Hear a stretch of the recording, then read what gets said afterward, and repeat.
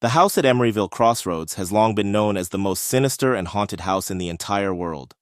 Located just around the corner from the infamous Amityville horror, this old house has a dark and disturbing history from many generations that instills fear in the hearts of even the bravest souls who dared to enter this evil place.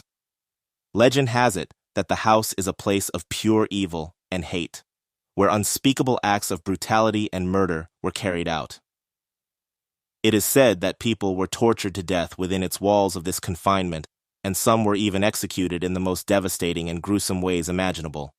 The souls of the tortured are said to still roam the entire house day and night. Over the years, countless brave souls have ventured into Emeryville Crossroads in search of thrills or answers, only to meet grisly fates at the hands of the house's sinister inhabitants. But it wasn't just human souls that lingered in the house. Evil, dark entities also made their home there, drawn to the darkness and malevolence energy that permeated every inch of the house. It is said that 100 dark entities lurk within its walls of the entire house, waiting for unsuspecting victims to enter their domain of hell. People walking or driving by the house would often hear these voices, calling out to them, trying to entice them to come inside. Whispers of despair and visions of past atrocities plague the minds of those who dare to enter, twisting their perceptions and eroding their sanity until they are mere husks of their former selves. The home was finally sold to Lisa and Jason, who were newlyweds, overjoyed at starting a new chapter in their lives after the loss of one of their children. They now have 2 beautiful children, Emma and Noah, and are happy to have purchased their dream home. A large, grand house located in Emeryville Crossroads, just around the corner from the infamous Amityville House of Horror. The residence had been on the market for years, but it seemed like the perfect fit for their family, and very affordable. Little did they know, it was anything but what they had hoped for. As weeks after they had moved in, strange and eerie manifestations began to occur. It started with small things like the sound of footsteps walking in the hallway, or walking up the stairs as if someone else was here. Every morning, objects would be scattered perfectly in place the day before. They brushed it off as their kids' mischievous behavior, but as days passed, the manifestations became more intense and terrifying. The family would wake up in the middle of the night to find their furniture had been rearranged as if an evil ritual was being performed, and a cold, dark presence looming in the corner of their bedroom. They would hear whispers and footsteps coming from empty rooms, and on multiple occasions, they caught glimpses of ghostly figures in the mirrors, watching their every move. The feeling of a dark presence lurks in every room and corner, seeking to possess the souls of the family. They witness the most disturbing and sinister acts that make you sick to your stomach. Mysteriously, the running water in the kitchen and in the bathroom would turn into blood randomly throughout the day, as if something sinister was placing evil hallucinations in front of their eyes. But the most chilling of all were the visits from the former tenants of the house, a family that had been brutally slaughtered in the very same house years ago. They would appear in the living room, sitting right next to Lisa and Jason, their eyes filled with pain and terror, before vanishing into thin air.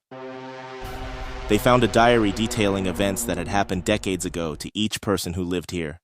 It described how ghostly beings by the hundreds dwelled in this home. The couple knew something was very wrong with the house, but they couldn't bring themselves to leave. Every time they tried, the house seemed to call them back, luring them with promises of a perfect life. And so, they stayed slowly falling victim to the powerful dark entities that plagued their new home. The pets, now controlled by the dark entities, started acting strange, becoming more vicious, attacking and snapping at the family. Lisa found her kids playing with voodoo dolls and cursed toys that were found hidden in different parts of the house. The more the kids played with the cursed items, the more their bodies were being taken over. Lisa would wake up in the middle of the night, screaming from horrific hallucinations and disturbing visions that seemed all too real.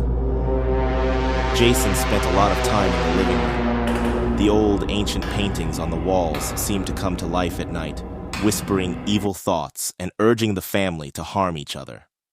Apparitions would appear beside the television, making it flicker off and on. At times, hands would appear on the television screen as if a lost soul was trying to find a way out. Faces and hands would press against the walls calling for help, but there was nothing we could do. The once peaceful and loving family, their minds slowly being consumed by the horrors of the house. Each night, the poltergeist and paranormal activity in this house grew increasingly violent, with objects flying across rooms and doors locking and unlocking on their own. The dark entities and ghosts that roamed the house had made it their domain, and they were determined to make the family suffer for eternity. In the end, the evil forces that had taken over the house won. One by one, the family members succumbed to their twisted desires and turned on each other. The house, satisfied with the chaos it had caused, fell silent once again, its walls now holding the souls of those who had fallen victim to its curse. The next morning, Lisa was found dead in front of their car, attempting to escape, but the evil beings who vowed not to let her go too, as they took her life and claimed her soul. The house remained cloaked in darkness, its secrets hidden from the world, its thirst for suffering unquenched. What sets Emeryville Crossroads apart from the horrors of Amityville is not just the sheer number of lives claimed by its malevolent influence, but the intensity of the terror that permeates its very essence. To enter its domain is to tempt fate itself, and those who do so may find themselves ensnared in a nightmare from which there is no awakening. The house remained on the market, luring in new families with promises of a perfect life. And as the years passed, the cycle continued, with each family falling prey to the horrors within. The house had become a cursed monument, a place of terror and death, forever controlled by the darkness that dwelled within its walls.